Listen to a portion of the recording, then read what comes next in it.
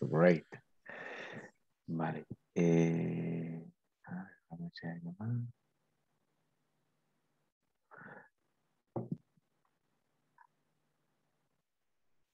Vale, pues nada, vamos a empezar entonces.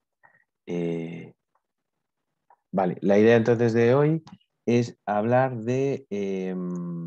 hablar un poco dentro de las comorbilidades del TDAH. Bueno, entiendo que todos los que estáis aquí tenéis así un nexo común que tiene que ver con el TDAH y un poco profundizar eso por algún tipo de interés que tiene que ver, pues eso, con el entorno, con personas que tengan TDAH o porque nosotros tenemos TDAH o porque trabajamos con gente con TDAH, con trastorno de déficit de atención e hiperactividad.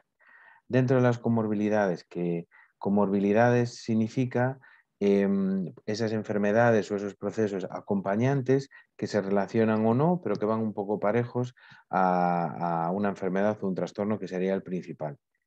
Dentro del TDAH, como sabéis, hay muchas complicaciones y muchas cosas que pueden ir apareciendo sobre la marcha, sobre el camino. Una de ellas, que es muy importante, es el tema del consumo de tóxicos, el consumo de drogas.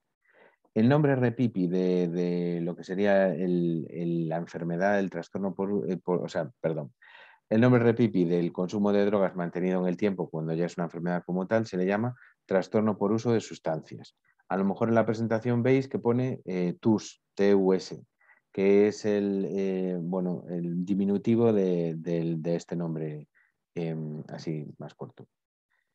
Entonces, bueno, seguramente no me conozcáis de nada, me llamo Javier, soy médico, hice la especialidad de psiquiatría en Coruña y bueno, mi formación es así un poco loca, así diferentes formaciones. Me formé inicialmente en psicogeriatría, luego en temas de trastornos de personalidad, poco a poco me he ido formando en cosas relacionadas con el TDAH y un poco por el trabajo que tengo, bueno, antes que tenía más, que eran las consultas de la Unidad de Salud Mental de Villa García.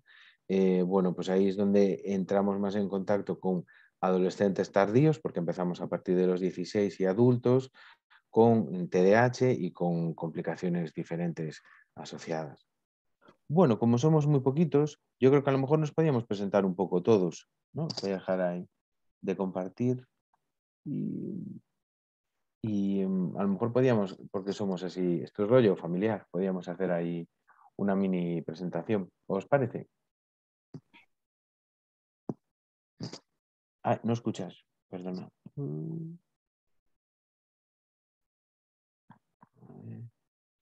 Vale, ¿alguien se anima a hablar? Si no sigo, tampoco quiero ahí agobiar. Pero bueno, el GAM, la idea es un poco así, que sea un poco interactivo.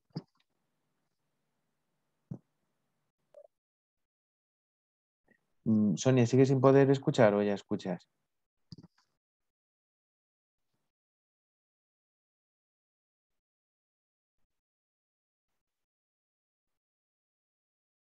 Ah, vale.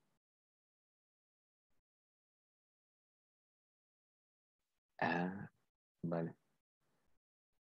Vale, no os preocupéis. Pues nada, yo voy, no, nada, voy tirando y si tenéis alguna pregunta, entonces me avisáis y vamos por el chat. Eh,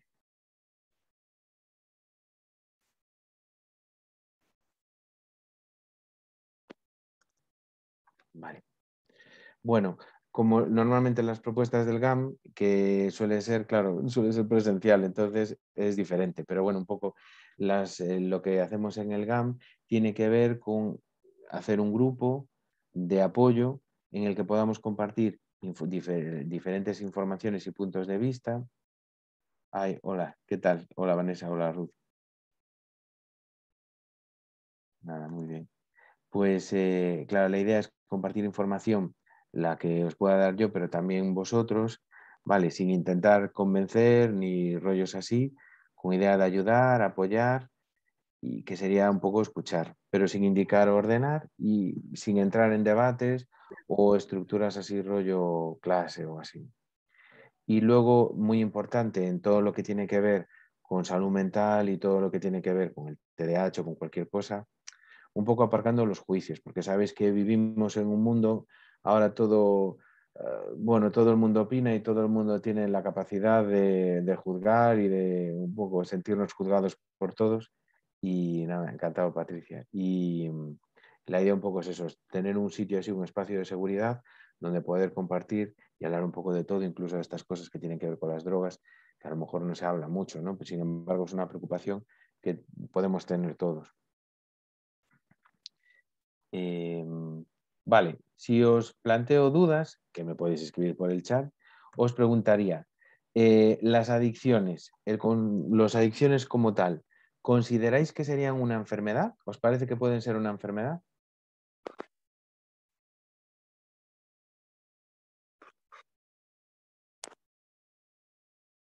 ¿O el típico rollo de vicio o que la gente consume porque quiere y así?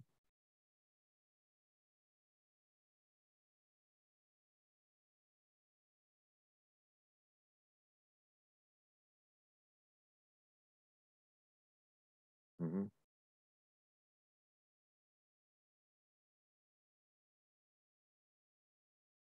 Vale, bueno, en general, bueno, como veis todos estáis poniendo que la mayoría de enfermedades y que hay más cosas detrás.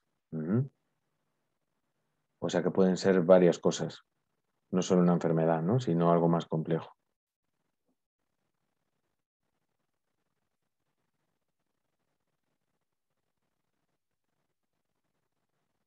Mm, vale, vale. Y profundizando un poco más, ¿os parece que cuando hablamos de adicciones estamos hablando solo del consumo de drogas?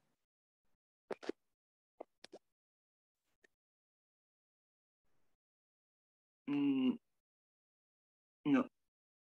No, no. Es más, o sea, incluye otras cosas, ¿no? Juego, vale, videojuegos, comida, sí. Y más dudas que os planteo yo. Luego esto iremos contestándolas a lo largo del, bueno, iremos hablando de esto a lo largo de la charla. Mm. Cualquier cosa que pueda perjudicar la salud, genial. ¿Sabéis por qué se producen o por qué os parece que se pueden producir?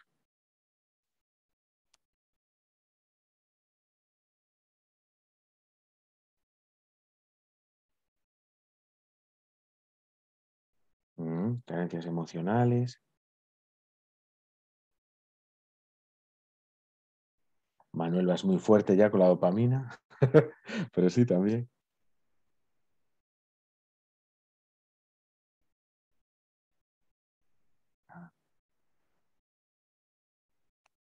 Vale, Sonia, si quieres luego podemos hablar, si quieres te hablamos y me explicas y si te puedo aconsejar, genial.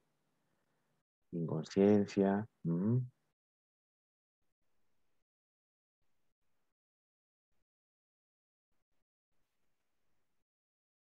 vale. Y más cosas. ¿Sabéis dónde se tratan las adicciones? Tapando un vacío emocional, sí, eso está muy bien. O que nos encaja.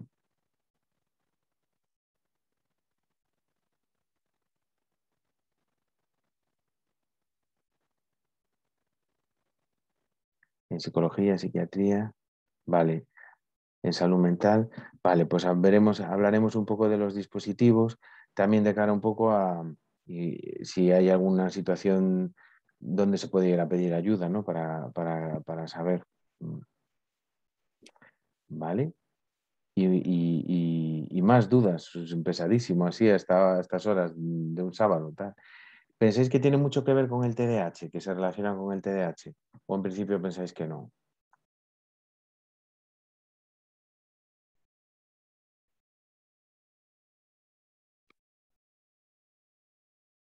Que sí. Ujú. Vale, hablaremos un poco de si hay mecanismos comunes o no, o un poco a ver cosas. Y en definitiva diríais que son un problema. Claro, pueden ser más propensos para la impulsividad. Ujú. Sí, no, veremos, bueno, que es un problema y un problema muy gordo en consulta y para la persona y luego para las personas que conviven con un problemón, pues sí, tal cual, un rollo. ¿Qué diría mi madre? Un rollo. Mm. Vale, entonces,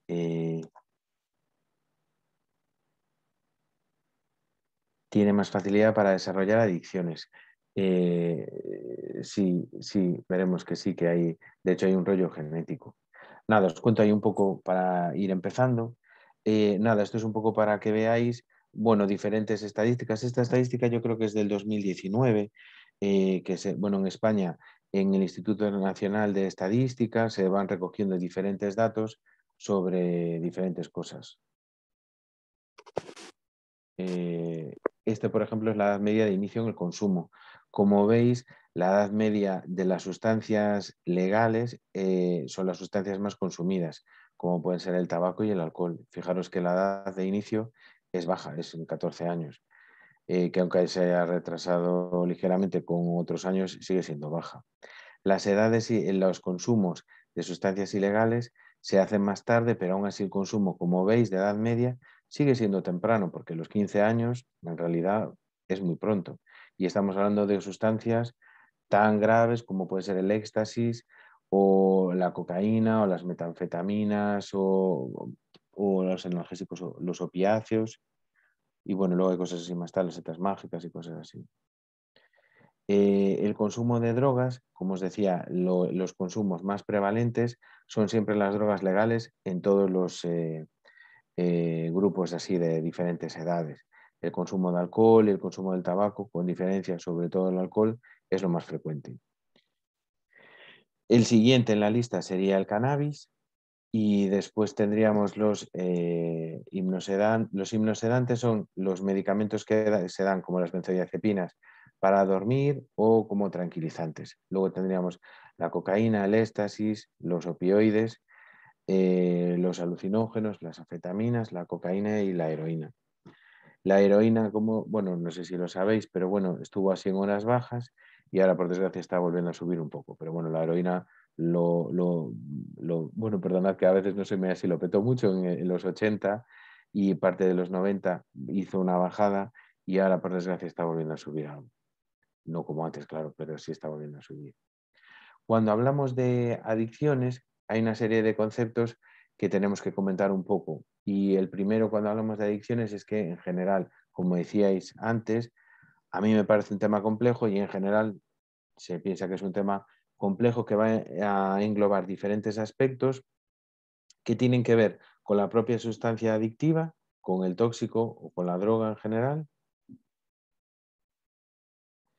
y con las conductas que se producen o con conductas que tienen que ver que serían adictivas también, con la propia persona, que también decíais, también comentabais, escribíais en el chat, que la personalidad de una persona tiene que ver, y con la relación con el entorno y con la sociedad en general.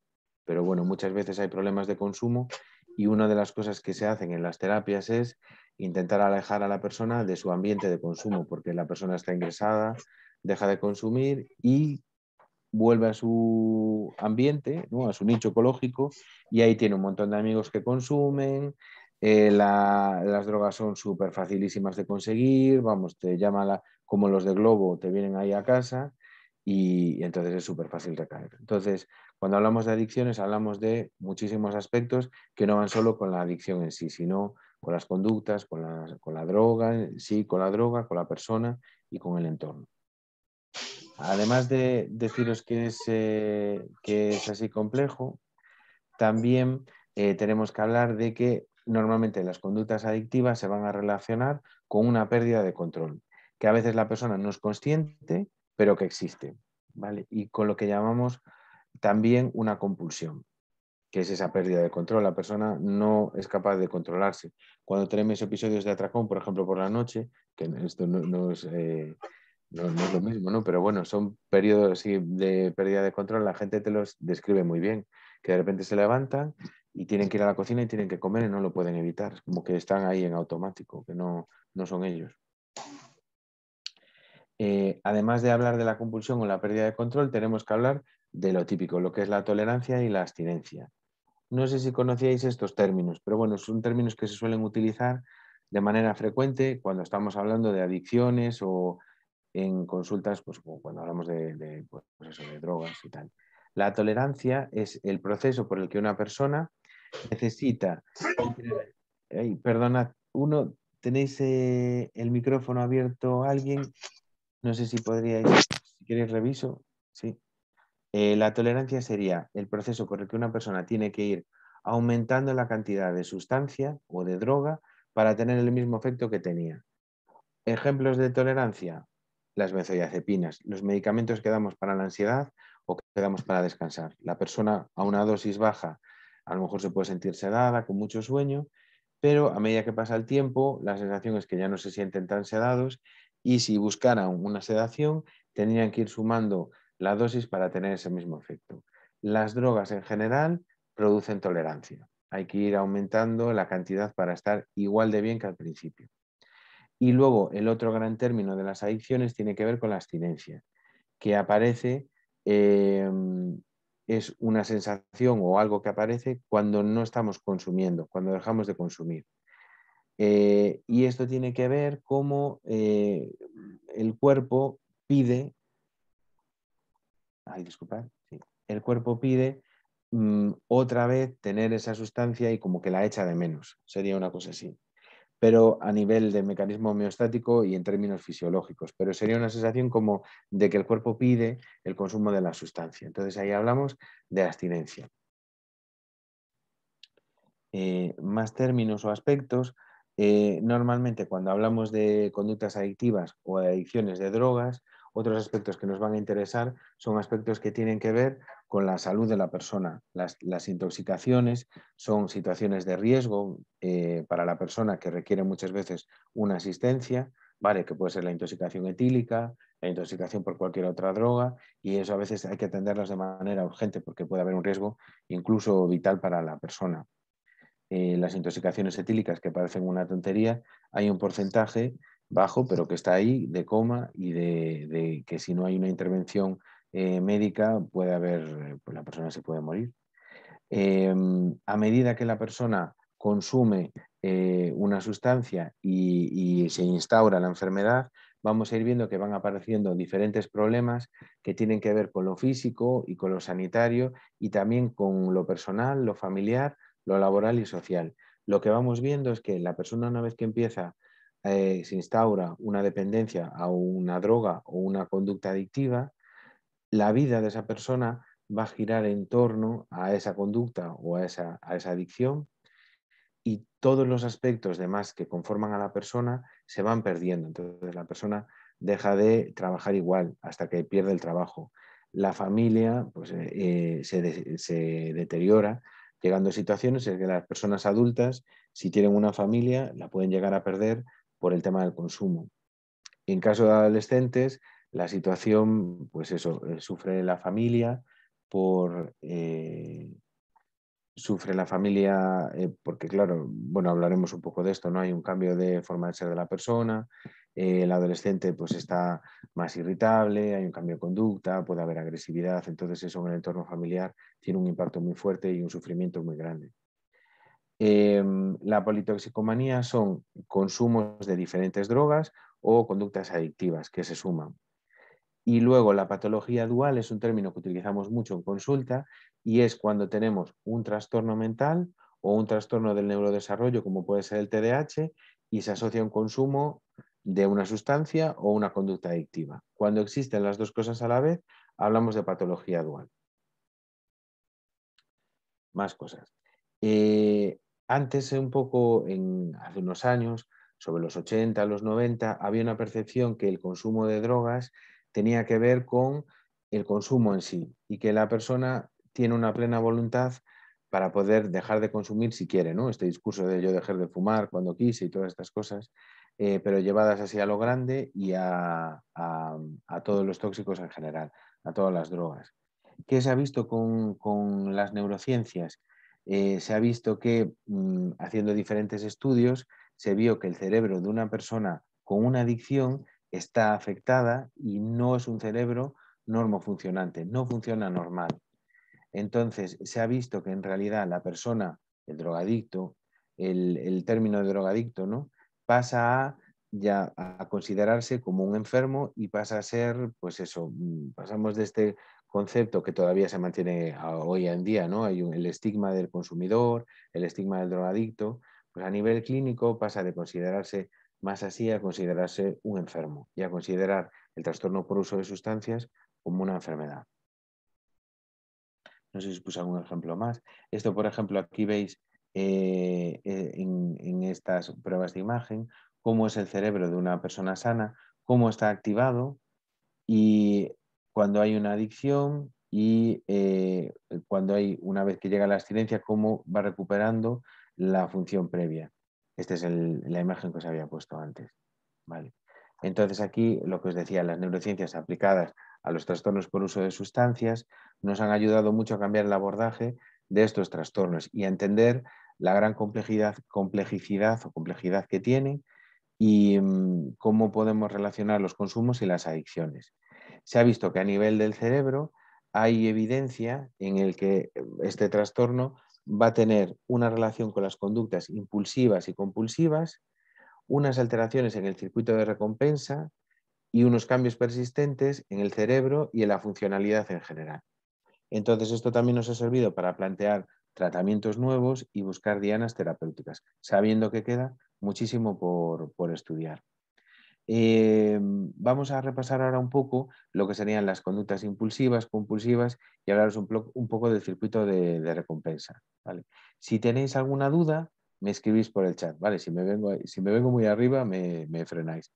La idea un poco actual que hay de los consumos de tóxicos, de drogas, tiene que ver con la existencia de una serie de factores biológicos y genéticos, la existencia de unos factores ambientales que van a interactuar para, junto con la droga y los mecanismos que se van a instaurar en el cerebro para producir una adicción. Entonces, la adicción, como decíais al principio, es un mecanismo complejo que depende de muchos factores que van desde propios hasta ambientales, hasta la propia droga en sí. Dentro de los factores biológicos tendremos los factores genéticos, el sexo y existencias de trastornos mentales.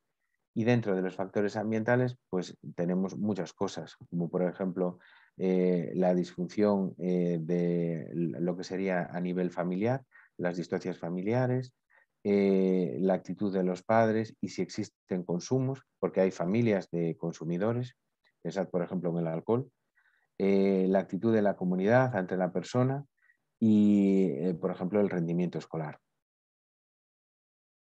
Cuando hablábamos antes de los circuitos cerebrales, que os decía que tenía que ver con la conducta impulsiva y compulsiva y con los circuitos de recompensa, cuando hablamos de estos circuitos de impulsividad y compulsividad, vamos a ver que son síntomas que ocurren cuando el cerebro tiene que hacer un esfuerzo para decir que no. O sea, cuando nos apetece mucho algo y tenemos que decir que no y nos cuesta mucho. La impulsividad tiene que ver con la incapacidad de impedir el inicio de acciones, o sea, no soy capaz de evitar consumir, tengo que consumir. Y luego la compulsividad tiene que ver con la incapacidad de terminar acciones que están en marcha. O sea, estoy consumiendo y no puedo parar. Entonces, la impulsividad tendría que ver con el no me puedo frenar para empezar a consumir y lo compulsivo tiene que ver con estoy consumiendo y me cuesta parar. Si os fijáis, bueno, sabéis que somos muy de términos así repipis en general. Cuando hablamos de inflexibilidad cognitiva, quiere decir que en realidad hemos perdido flexibilidad a la hora de gestionar nuestras acciones. Entonces no somos capaces de frenar el inicio ni frenar el consumo. Es como que tenemos que hacerlo de una manera rígida. Eso es lo que quiere decir inflexibilidad cognitiva, es que nuestro pensamiento es rígido y no nos permite pues, adaptarnos a la situación y hacer otra cosa.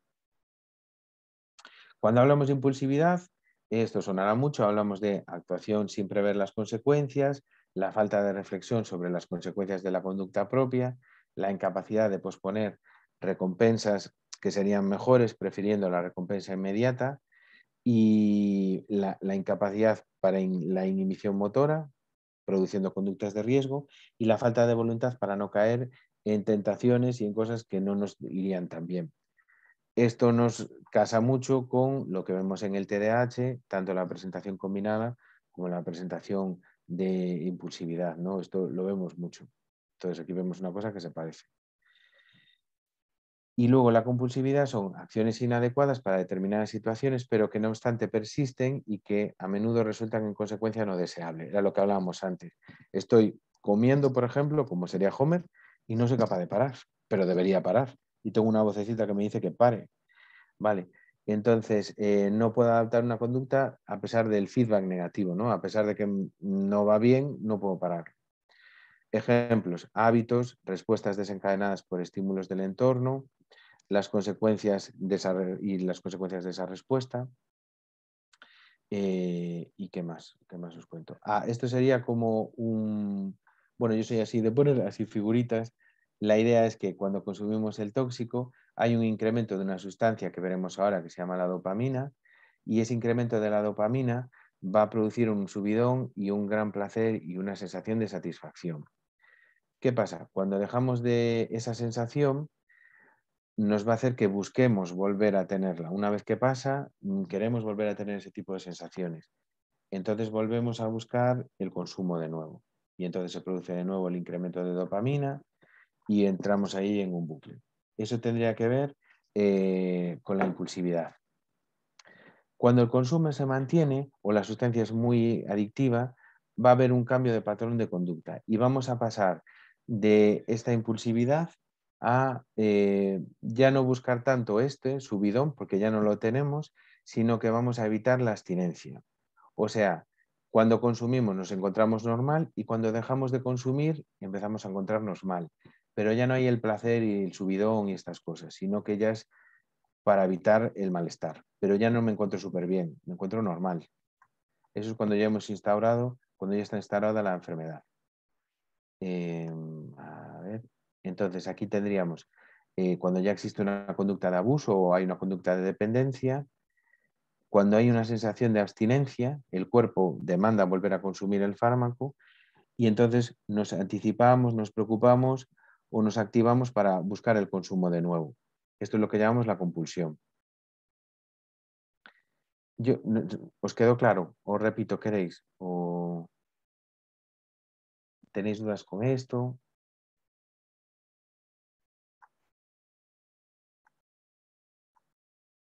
De momento bien. ¿Tenéis alguna duda si que me queréis preguntar?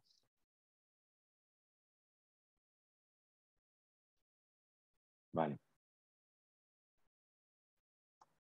Uy, perdón.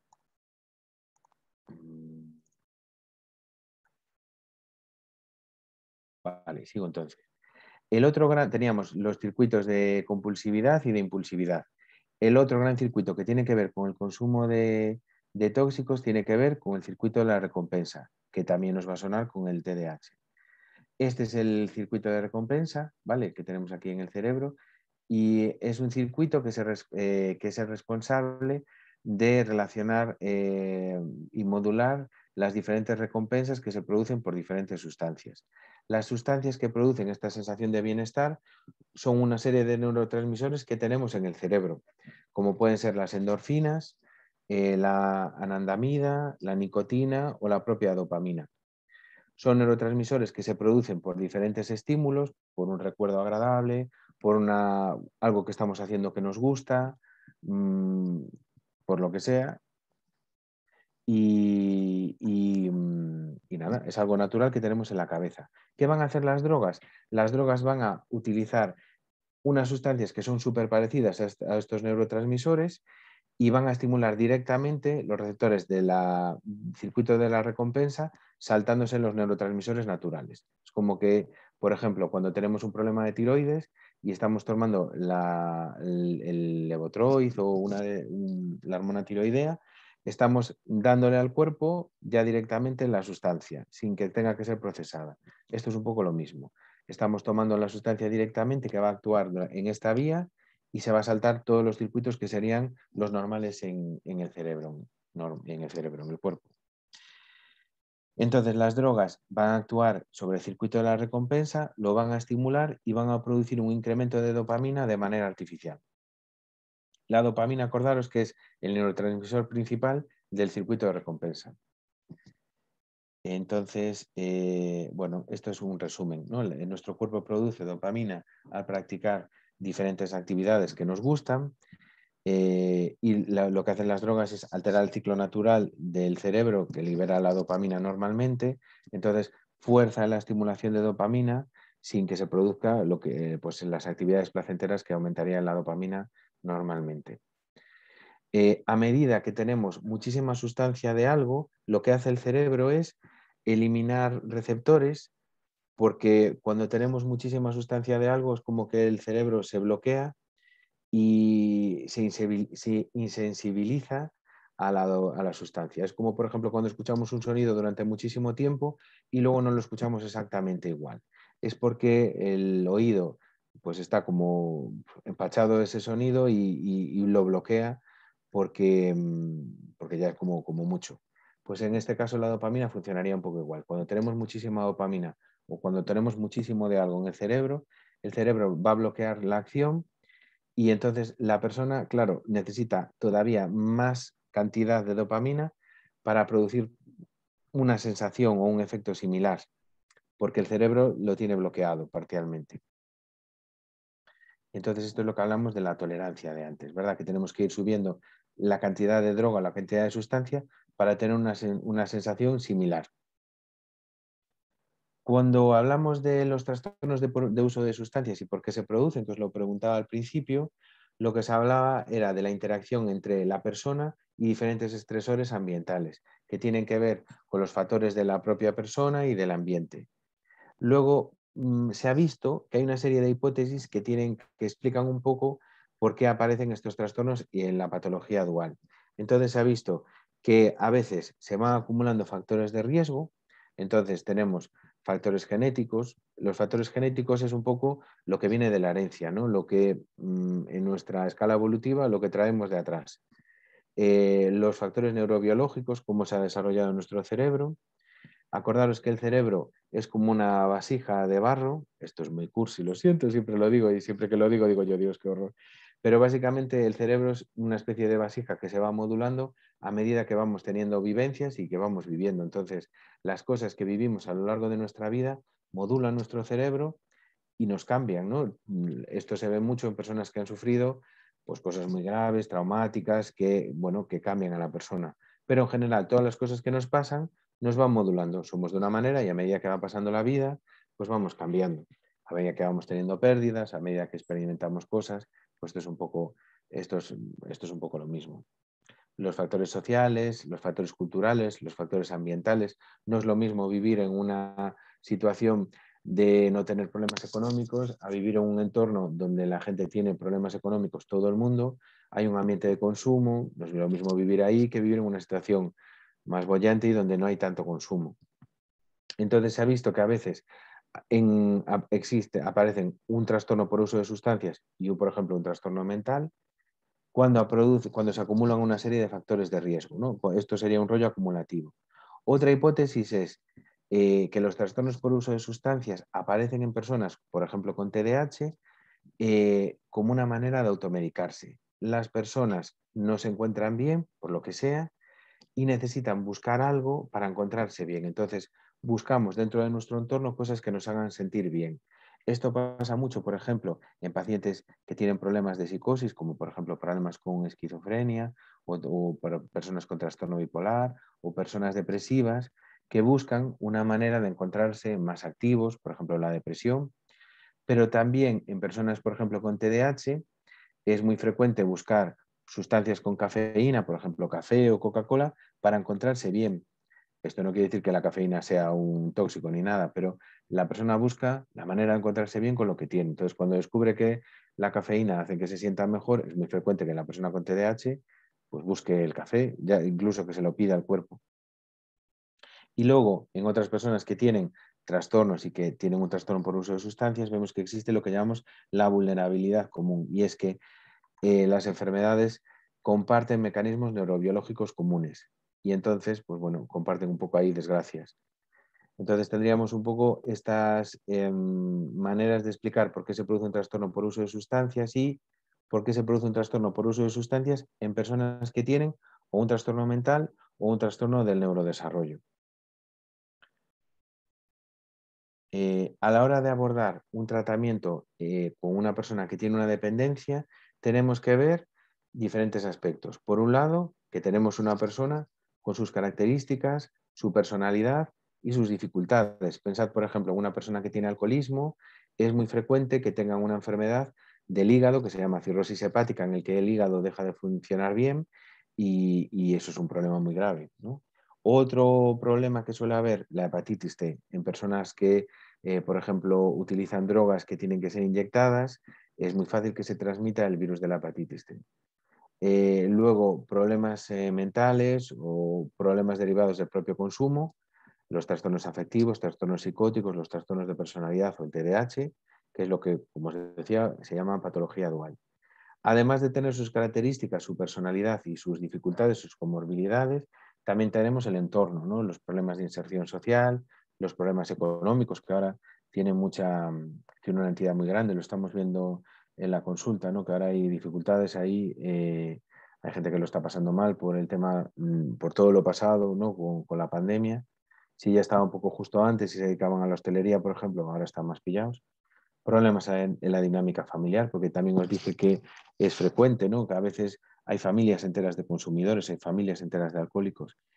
Además de la persona, tenemos la sustancia o la conducta adictiva, y dentro de esto tenemos el consumo de drogas o de sustancias legales o ilegales. Acordaos que dentro de las legales están los fármacos que prescribimos, como pueden ser las benzodiazepinas, medicamentos para dormir o medicamentos para el dolor, ¿vale? El Targin, bueno, todos los derivados opioides. Pueden ser considerados, puede haber un componente de adicción. Y luego tenemos este mundo súper amplio de drogas ilegales, que hay 800.000, que es imposible, que cada vez hay más y vamos. Y luego tendríamos las conductas adictivas, que cada vez van ganando más entidad bueno, se hace necesario que haya que hacer una intervención, como pueden ser los problemas de juego patológico. No sé si visteis en la prensa que salió hace un mes o dos que un adolescente ingresó porque estaba enganchado al juego este del Fortnite. El uso compulsivo de Internet, los trastornos de conducta alimentaria, ¿vale? Además del tipo de droga y de la persona, tenemos que ver el momento, el consumo. Cuando una persona está consumiendo, puede estar en un momento en el que esté intoxicado, si lo vemos en la consulta, en un momento en el que esté en abstinencia, o en un momento que ya no esté consumiendo absolutamente nada. Entonces, lo que nos va a pedir en la consulta es entrar en un programa que llamamos de prevención de recaídas o en el que se trabaja mantener la abstinencia. Además de un poco la persona, la droga y el momento de la persona con respecto a la droga, tenemos que ver el sitio, que era un poco lo que hablábamos antes, dónde podemos tratar o dónde se tratan a las personas que tienen problemas de adicciones o de conductas adictivas. Tenemos las unidades de atención específicas, que tienen diferentes nombres según el sitio. Aquí, por ejemplo, en Vigo se le llama la UAD, ¿no? Unidades de Atención al Drogodependiente. En Vilagarcía, por ejemplo, se le llama SPAD. En Coruña se llama ACLAD, porque muchas veces estas unidades de atención específicas, aunque dependen del Estado, fueron formadas por asociaciones de familias. Pensad que, pues eso, en los años 80-90, muchísima gente falleció, tuvo problemas muy grandes por el tema de la droga. Las familias fueron las que se levantaron, las madres fueron las que se levantaron y las que organizaron asociaciones para poder dar respuesta a lo que no estaba dando respuesta a nadie, porque sus hijos estaban muriendo. Entonces se pusieron en pie y crearon unidades de atención específicas a través de asociaciones. Al final, las madres son las madres. Entonces, hoy en día, las unidades de atención específicas están compuestas por consultas externas, que serían las consultas estándar, de ir cada X tiempo, los hospitales de día, que son unidades de atención más intensivas, en los que la persona va todos los días de la semana o varios días de la semana y tiene diferentes actividades, pero luego se va a casa, solo está por la mañana. Hay hospitales de día que son de todo el día, pero normalmente los hospitales de día son de mañana. Entonces van allí, tienen diferentes talleres, tienen pues un abordaje psicológico, terapia ocupacional, otras terapias, como puede ser el mindfulness, por ejemplo. Y luego tendríamos la comunidad terapéutica, que es el paso ya de internamiento. La persona ingresa durante 6 meses e ingresa lo que llamamos el programa de prevención de recaídas intensivo. Entonces, en un entorno protegido, está ingresado durante mucho tiempo y se trabajan los aspectos de no volver a recaer de manera mucho más intensa y en un entorno en el que no hay ningún tipo de consumo. Y la verdad es que es muy interesante, está muy bien. Comunidades terapéuticas, aquí en Galicia tenemos la que depende de lo que sería de las asociaciones, la que dependería del Sergas y de lo que sería la pública, que hay una en Tomiño, en Vigo, hay otra en Coruña y tiene que haber, bueno, no tengo el mapa, pero hay varias. Luego tenemos las comunidades terapéuticas que dependen de Proyecto Hombre. En Vigo tenemos un programa de Proyecto Hombre que sería así general y luego tenemos un programa específico para personas con trastornos mentales o trastornos del neurodesarrollo que se llama COUGU, porque los programas de Proyecto Hombre son bastante cañeros y no se adaptan muy bien muchas veces a las necesidades de las personas con otros problemas. Entonces se abrió un programa que era específico para ellos y que funciona bastante bien. Y luego tenemos el programa específico de alcoholismo, que hay uno que está muy bien que no depende del Proyecto Hombre, que está en Orense, que está muy bien, que es el de la Sagrada Familia, y otro que sí depende del Proyecto Hombre, que está en Coruña, que es la comunidad terapéutica de alcohólicos que está allí en Coruña. Además de las unidades de atención específicas de drogas, tendríamos las unidades de salud mental con las consultas externas y luego las unidades de hospitalización psiquiátrica, que sería lo que llamamos la unidad de agudos. Muchas veces las personas que tienen problemas de consumo o las familias que tienen familiares con problemas de consumo nos piden los ingresos porque la persona ha dejado de consumir de golpe y quiere algún tipo de ingreso para poder estar. Entonces, normalmente nosotros los ingresos hospitalarios de agudos los hacemos cuando existen problemas de tóxicos y algún tipo de trastorno mental de manera aguda, o sea, en el momento, si hay disponibilidad, y luego se hacen de manera programada si la persona quiere dejar de consumir y luego va a acudir a un dispositivo de prevención de recaídas. Entonces, esto es más frecuente. La persona tiene plaza para ingresar en Orense durante 6 meses para mantenerse sin beber, en abstinencia, y nosotros lo que hacemos es ingresarlo en agudos durante un par de semanas para facilitarle que deje de beber y estando sin beber puede incorporarse a un programa de prevención de recaídas específico. Eso es lo que suele funcionar mejor. Además de las unidades de salud mental y las de unidades de atención específica, tendríamos las consultas externas de otros especialistas, otras hospitalizaciones, el médico de atención primaria y luego los servicios sociales del ayuntamiento, los servicios sociales del Sergas, de ONGs, de Cáritas, que también pueden dar algún tipo de soporte a las personas que tienen este tipo de problemas. Un poco la idea que os quiero transmitir es que cuando vamos a tratar a una persona que tiene problemas de drogas o de conductas adictivas o de adicciones en general, vamos a buscar siempre un abordaje multidisciplinar, desde lo biopsicosocial, desde lo biológico, lo psicológico y lo social, porque estos tres aspectos van a ser súper importantes a la hora de que exista una adicción, que era lo que hablamos antes, ¿no? No solo la pastilla, son muchas cosas más. Y lo que decíais al principio, que es una situación muy compleja. Cosas así que os cuento, que cuando estamos tratando a alguien que tiene algún problema de adicción, nuestra prioridad va a ser acompañar. Un poco la evolución de las personas adultas que consumen durante mucho tiempo, la evolución suele ir en lo que llamamos picos de sierra. La persona deja de consumir, recae, vuelve a dejar de consumir, recae y así va haciendo picos. La idea es acompañarlo a lo largo del tiempo hasta que la persona deja de consumir, porque esto me lo decía cuando estaba rotando en ACLAD, en la Unidad de Atención Específica de Drogas en Coruña. Ellos me dicen que acompañan siempre porque siempre que hay un momento que la persona deja de consumir y ese momento hay que estar ahí para esa persona. Entonces, no se sabe cuándo llega, pero aparece. Entonces, el rollo es estar para cuando llega. Cuando hablamos de tratamientos de drogas, vamos a ver que no existe un único tratamiento indicado, sino que vamos a tener que ser muy flexibles y tener que hacer un plan específico de necesidades para la persona, ¿vale? Porque las medidas hay que ir cambiándolas y adaptándolas en función de cómo esté la persona, con respecto a si hay una abstinencia, si la persona ha recaído, en función de cómo esté. Entonces, esto es lo que llamamos el plan de atención individualizado, que tenemos que ir evaluando y cambiando sobre la marcha. Como queremos acompañar y que la persona siga yendo a consulta, otra de las grandes prioridades es promover la adherencia, mantener el seguimiento, porque muchas de las personas que están viniendo a consulta cuando hay un problema de consumo, cuando recaen no suelen querer volver, porque o se sienten con vergüenza por la recaída o tuvieron algún problema, bueno, les cuesta volver a retomar un poco lo que estaban haciendo antes. Entonces, promover el que puedan volver sin sentirse juzgados, promover esto es súper importante, igual que, y claro, es vital, porque si no, ni podemos acompañar ni nada.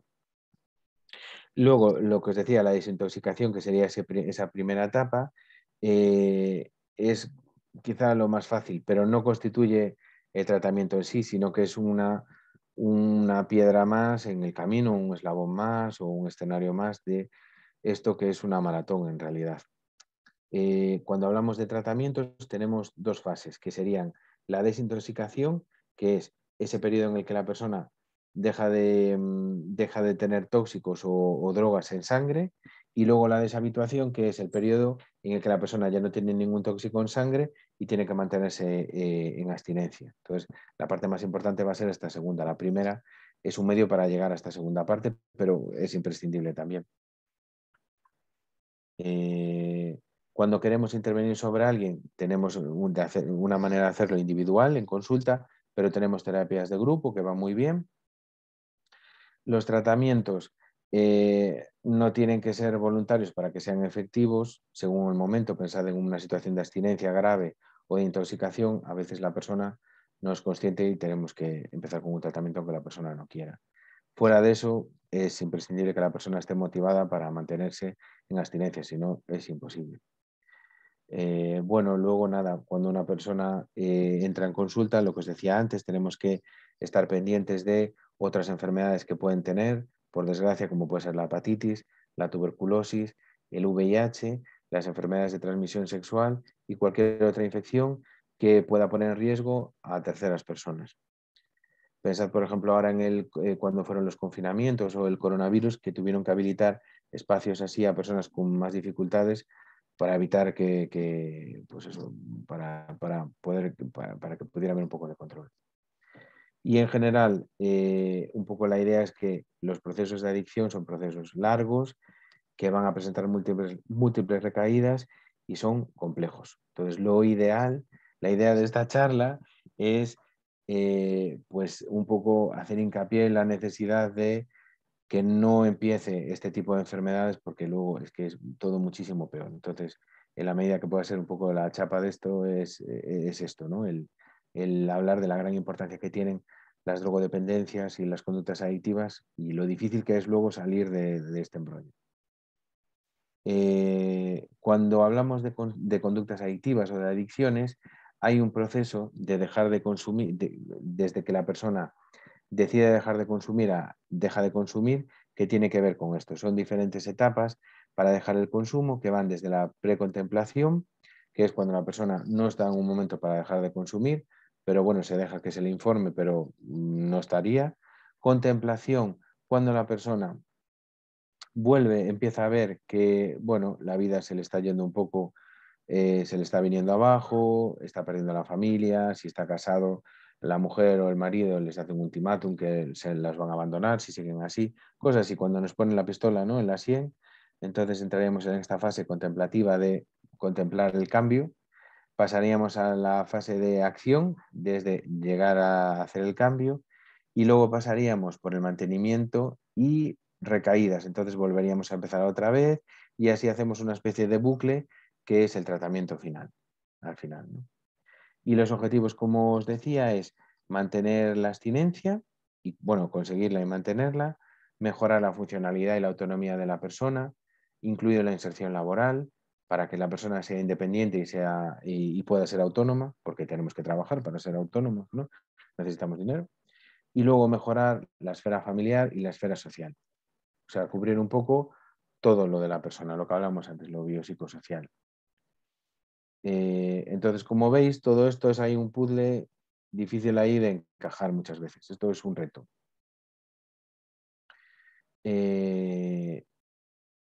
Vale. ¿Por qué es todo este rollo?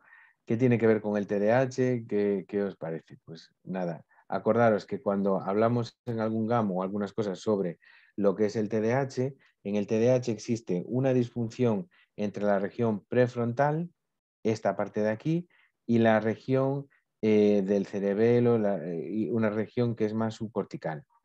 Entonces, no sé si lo hablamos alguna vez o si lo conocíais, pero acordaros que el cerebro es como una especie de, el cerebro de la persona, del ser humano, de la especie humana, es un conglomerado de diferentes cerebros de diferentes especies. Somos ahí como el sumum de la evolución. Entonces, el cerebro del ser humano es como una apilación de diferentes capas cerebrales que se han ido consiguiendo a lo largo del desarrollo. Entonces, la parte más primitiva es la parte que está más dentro del cerebro y la que está en esta zona. Esta zona es donde están lo más básico que vamos a compartir con otras especies, como puede ser la regulación de la respiración, la alimentación, la reproducción, el sueño, ¿vale? Todo esto está en esta zona. Dentro de esto tendríamos lo que sería la parte que tiene que ver con las emociones y un poco pues esa parte, pues eso, que si hay un peligro que nos permite reaccionar, bueno, un poco toda esa parte, pues eso, más emocional, que tienen una importancia muy importante, yo ya no sé hablar, que tiene una gran importancia de cara a la evolución y al mantenimiento como especie.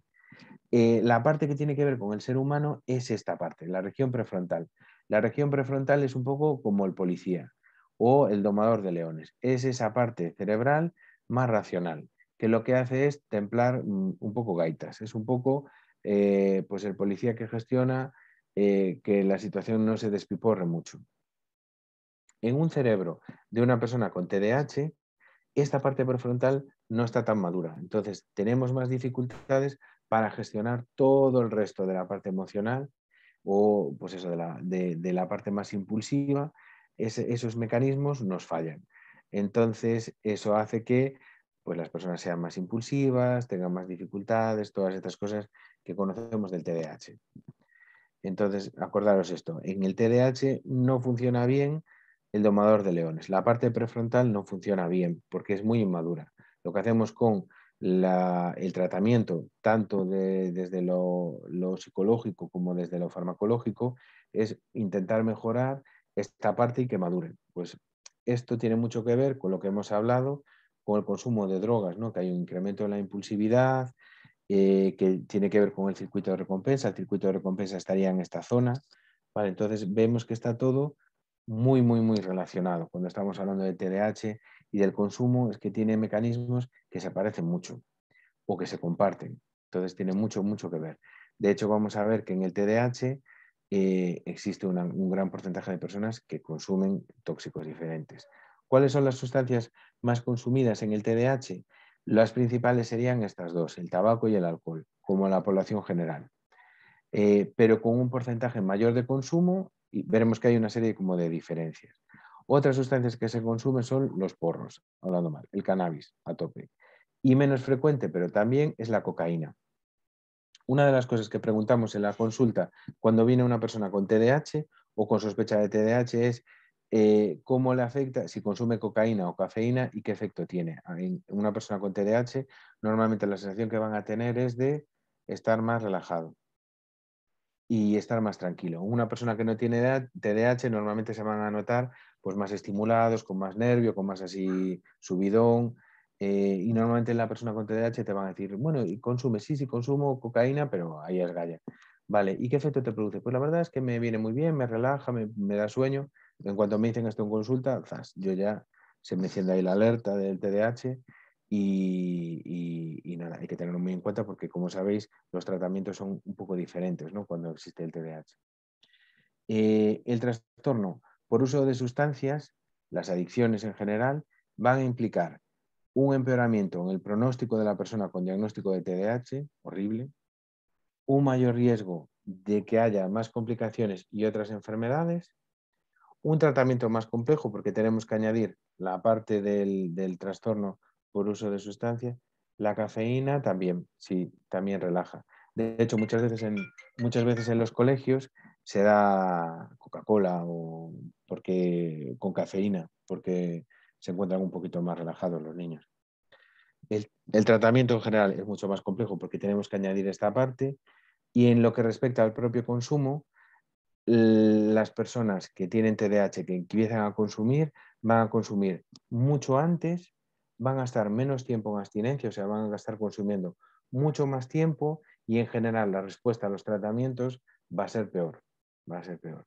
Y de hecho vamos a ver que se complica mucho con problemas de conducta, con problemas así que llamaríamos disociales, que tienen que ver, sabéis que otra de las comorbilidades que tienen que ver con el TDAH es el trastorno negativista desafiante, ¿no? Que son los niños que tienen perrenchas, perdona, hablando mal, que tienen así perrenchas muy, muy, muy elevadas, muy intensas, muy fuertes, y que están echando continuamente pulso tanto a los padres como en clase. Pues se han visto que este tipo de actitudes y de conductas tienen mucho que ver también con la sustancia de tóxicos. De hecho, es muy frecuente ver el combo este de TDAH, consumo y dificultades de conducta dentro de lo agresivo, lo irritable y lo disocial. Este combo, por desgracia, es muy frecuente. De hecho, existen estudios genéticos donde se ha visto que hay una serie de genes específicos en el que cuando aparecen expresados aparece este tipo pues eso, un TDAH grave o un trastorno de conducta grave y un trastorno por uso de sustancias muy grave. Entonces se ha visto que hay un componente incluso genético en esto.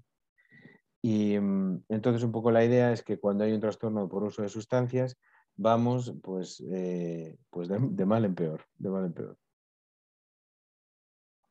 Vale, un poco repasando así dudas o cosas así, dudas a que hayáis tenido. Me parece que me he quedado muy corto porque la clase era hasta, bueno, perdón, el GAM era, la clase, perdona, el GAM era hasta las 2:30, pero me parece que me he quedado así muy, muy corto. Vamos a repasar un poco las dudas que había planteado al inicio para comentarlas, si queréis. Eh, entonces, ¿os quedó así claro la idea de que las adicciones son una enfermedad, que es un trastorno como tal?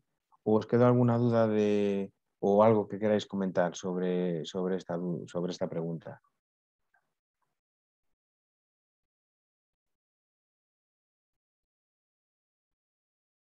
Uy, perdón. A ver, espérate, a ver si puedo. Aquí, o sea, el GAM era hasta las 2, efectivamente, sí. Eh, sí, perdona. Nada, pero yo pensaba que era hasta un poco más tarde, perdona.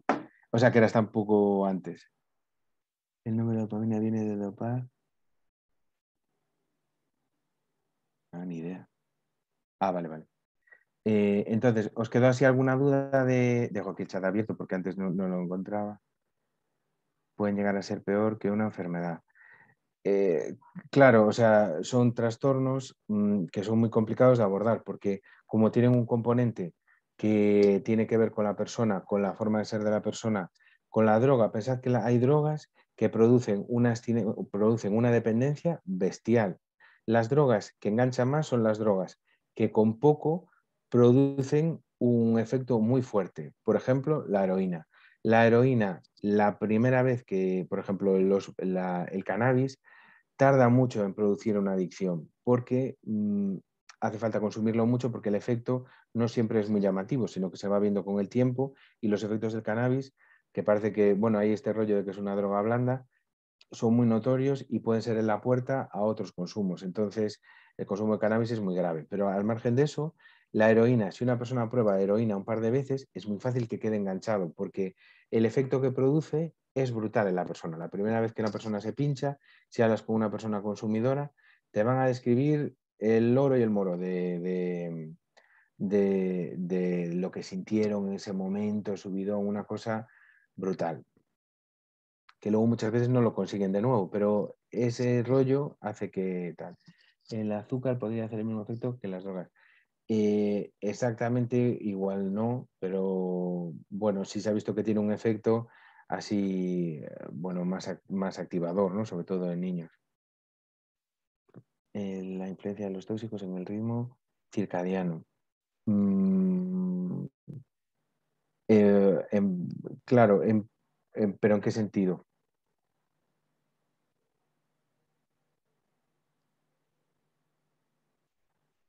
Bueno, no sé si conocéis, perdonad, Elvira, Elvira Ferrer es, bueno, es la que nos ha metido a todos en este lío para el GAN y para un poco hablar sobre el TDAH y estas cosas.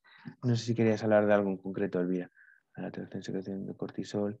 Ah, vale, sí, en principio, a medida que vamos, dependiendo un poco de la sustancia que tenemos, pero a medida que vamos consumiendo, hay una serie de cambios a nivel fisiológico en el cuerpo, tanto en el cuerpo como en el cerebro. Y eso lo vamos a ver con una serie de alteraciones que tienen que ver con, pensad que el cuerpo, nosotros, nuestras rutinas así fisiológicas, se mueven a través de ciclos hormonales.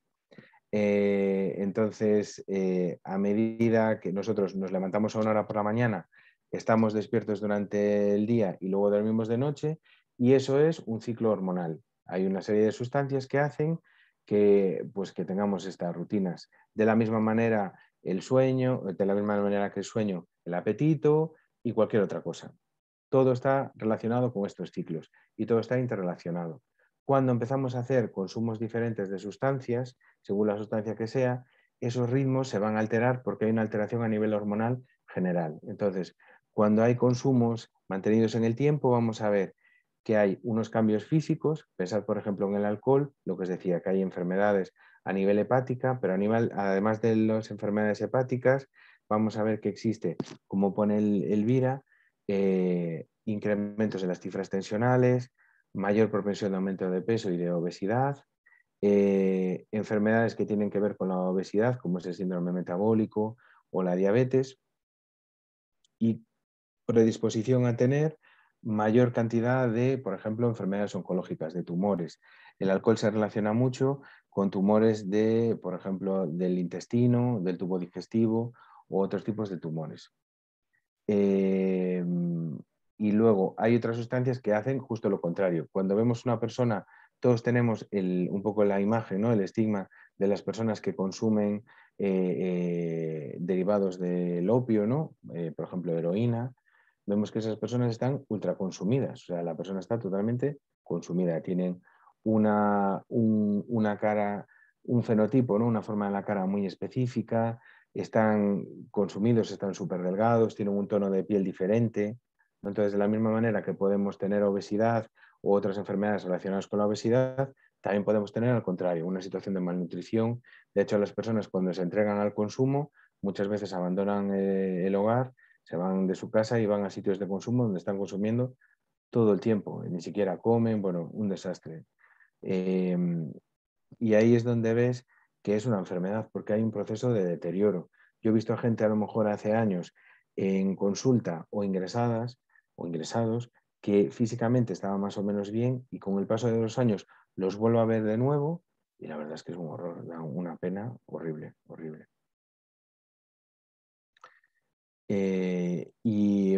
¿Qué más? Vale, seguimos ahí un poco. Eh, lo que hablamos también, las adicciones no implican solo el consumo de drogas, existen otros tipos de adicciones, que son las conductas adictivas, como bien dijisteis al principio. Eh, por ejemplo, los temas de alimentación, el tema del juego, de Internet, todas estas cosas. ¿Vale? No solo cuando hablamos de adicciones, tenemos que hablar del término general, de Internet, del móvil. Yo creo que si hacen un rollo de adicción al móvil, caemos todos, porque estamos todos súper enganchados. Pero hay un montón de conductas adictivas que tenemos que a lo mejor no somos muy conscientes porque no hay un impacto muy importante en nuestra vida. Pero, por ejemplo, el móvil es una conducta adictiva al final. ¿Qué medidas preventivas se acometen en personas diagnosticadas de TDAH? Lo más importante es lo que llamamos la prevención primaria. Si una persona o un niño está diagnosticado de TDAH y se inicia un tratamiento, acordaros que el tratamiento en el TDAH no es solo empezar con un tratamiento, farmacológico, sino que es muchas más cosas que rodean al niño, que tienen que ver con la parte psicológica, pedagógica y social. Si estamos creando un plan de atención al niño y al adolescente atendiendo a todas estas necesidades, es mucho más difícil que el niño busque, ¿no? Porque acordaros que hablábamos antes de la teoría de la automedicación. Muchas veces la persona que tiene TDAH, buscando el encontrarse bien, se inician, por ejemplo, en el consumo de la cocaína, porque están súper ansiosos, tienen mucha ansiedad y de repente descubren que tomando cocaína se encuentran más tranquilos. O consumiendo cannabis o otras sustancias. Digo cocaína porque es así como la más llamativa, pero no es la más frecuente. Y entonces pensar que la persona va a buscar la manera de estar bien. Si nosotros desde la prevención conseguimos dar herramientas a la persona para que no busque eso, estamos impidiendo que se inicie el proceso de consumo. Porque una vez que se inicia, a veces es difícil de gestionar, porque esto ya a veces es una escalera que ya tiramos y ya es más difícil de controlar. Entonces, lo principal en el TDAH es la prevención primaria. Prevención primaria es, antes de que se produzca el problema, evitarlo. Entonces, lo principal sería buscar medidas para evitarlas. Que empiezan, tendríamos que buscar, pues eso, o pues nada, tratar lo que sería el trastorno por uso de sustancias cuanto antes, tener bien tratado el tema del TDAH, que la persona esté estable, todas estas cosas. Pero lo principal sería lo primero. Vale, hacer deporte, claro, hacer deporte. Acordaros del entorno de consumo. Si está en un grupo de actividades que las personas no consumen nada y tienen una vida sana, es mucho más difícil que haya un consumo. Lo bueno del deporte es que nos permite tener como actividades agendadas, que no estén así un poco, porque ¿qué pasa a veces? Que a veces hay grupos de, por ejemplo, adolescentes que no tienen nada que hacer, no saben qué hacer, ¿qué hacemos? No sé qué, y acaban en sitios que a lo mejor pues no son tan recomendables. El deporte nos permite tener un poco más planificado todo. Y normalmente, yo no quiero decir que las personas que hacen deporte no consuman, porque sabemos que consumen, pero bueno, normalmente suelen ser entornos un poco más saludables, ¿no? También según el deporte. Pero vamos, por ejemplo, el deporte puede ser una medida preventiva muy buena tanto para el TDAH, porque nos permite trabajar en equipo, ¿no? Y trabajar un poco lo social y tal, como para el consumo. Eso está muy bien. Hablamos también de las dudas de por qué se producen, bueno, hablamos un poco de los mecanismos de acción. Acordaros que los consumos de drogas tienen que ver con esos circuitos de impulsión y de compulsión y con los circuitos de recompensa, que la impulsión tiene que ver con la dificultad para no poder evitar el iniciar algo, ¿no? No puedo evitar, me apetece muchísimo, muchísimo consumir, no puedo evitarlo y tengo que consumir. Eso sería un impulso. Y luego la compulsión es, una vez que estoy consumiendo, no soy capaz de parar. Entonces tengo que seguir consumiendo una y otra vez. La compulsión aparece cuando hay un proceso de consumo mantenido, cuando ya habría una dependencia, y al principio hablaríamos más de la parte de la impulsión. La impulsión va desapareciendo y aparece la compulsión. Y luego el otro gran circuito, quitando estos dos, sería el circuito de recompensa, que tiene mucho que ver con el TDAH, está mediado por la dopamina, que es el neurotransmisor principal de este circuito, que este circuito opera a través de una serie de neurotransmisores que tenemos en el cerebro, que no son la dopamina, pero que activan este circuito y, y que tienen que ver con sensaciones placenteras, por recuerdos que nos gustan, por logros, por validaciones, bueno, por cosas así positivas que nos causan placer, y que las drogas directamente se lo saltan y que directamente activan la dopamina. Y acordaros también que en personas que tienen TDAH, por ejemplo, o un trastorno mental, existen diferentes teorías que explican por qué inician el consumo. Puede ser por acúmulo de factores de riesgo, porque por el desarrollo cerebral, por lo genético o por otra serie de factores se van acumulando y aparecen los problemas, por la teoría de automedicación que ya comentamos, o por la vulnerabilidad, ¿no? Sino que comparten mecanismos que son muy parecidos y aparecen a la vez. ¿Qué más cosas? Acordaros que se tratan en diferentes dispositivos, que hay dispositivos específicos. Para llegar a estos dispositivos podéis solicitar cita directamente para que os valoren. o para que valoren imaginaros que por desgracia tenéis un familiar que tenga algún tipo de problema de consumo o nosotros mismos tenemos un problema de consumo. Podemos ir directamente a estos dispositivos, nos va a atender inicialmente la trabajadora social que nos va a hacer lo que se llama la acogida, que es la primera consulta donde nos van a recoger todos los datos y luego a partir de ahí ya nos derivan a los diferentes profesionales. Se puede remitir desde la unidad de salud mental o se puede remitir desde el médico de cabecera. El médico de cabecera puede hacer una intervención sobre las adicciones según el momento en el que estemos, ¿vale? Puede dar información, puede facilitar herramientas también. Desde la unidad de salud mental también lo podemos hacer, aunque normalmente tanto en el médico de cabecera de atención primaria como nosotros tendemos a derivar a dispositivos específicos y luego en personas que tienen vidas muy complejas y vidas así muy difíciles, necesitamos el apoyo social, por ejemplo, Cáritas, ONGs o otros dispositivos sociales. No sé si tenéis el caso, pero por ejemplo en Vigo, no sé si conocéis, pero existe en menores muy conflictivos que están consumiendo y que no son manejables en casa, existe en el SAF, en el Servicio de Atención a las Familias de la Policía, existe un equipo de policías que acompaña al menor y que los llevan a las unidades específicas de atención al drogodependiente para iniciar el proceso. Imaginaros que no hay manera de llevar al niño a que lo vean. Existe este protocolo que parte de la policía para que pueda ir acompañado y para poder iniciarlo para evitar males mayores. Los dispositivos que tenemos en Vigo, que nos comenté, tenemos dos. Uno que se llama Cedro, que está por la zona de Povisa, no sé si lo conocéis, y otro que está en Alborada, que se llama Alborada, que está en el nudo de Isaac Peral.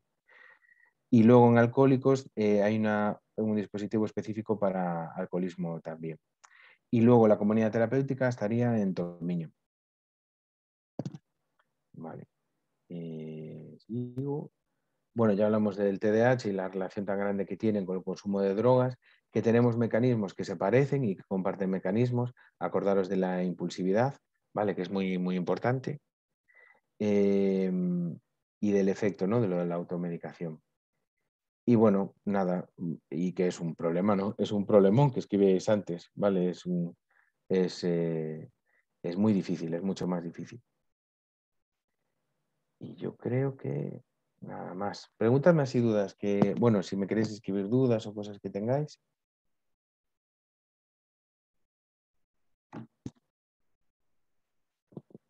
O a lo mejor es mucho rollo y os he dejado cao, eso también puede ser.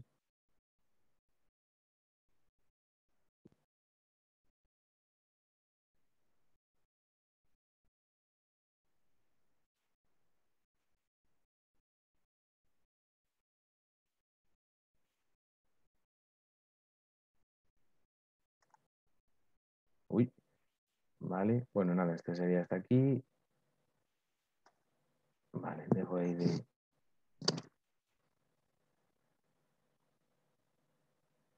Vale.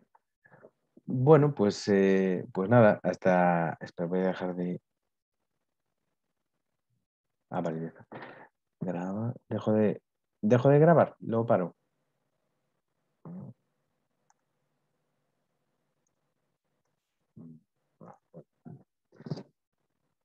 Vale, pues nada, daros las gracias por acudir a, bueno, por conectaros y bueno, por haber aguantado la chapa. Espero que os haya servido. A ver si, claro, es más divertido cuando es presencial porque es más fácil compartir experiencias porque seguro que claro, cuando por ejemplo hay, por desgracia, el impacto de un consumo en una familia, pues la situación pues es muy dura y se pasa muy mal. Lo pasa mal el adolescente o el menor y la familia lo pasa fatal, fatal. Entonces, toda la información que podamos dar para esta situación, para dar como más armas, ¿no? Más herramientas de gestión a la familia, pues es mejor, es mejor. Entonces, nada, muchísimas gracias a todos. Cualquier cosa que necesitéis a través de la Fundación, si tenéis alguna duda o algo personal que queráis comentar y en lo que yo os pueda ayudar, yo encantado de ayudaros. nada, os ponéis en contacto.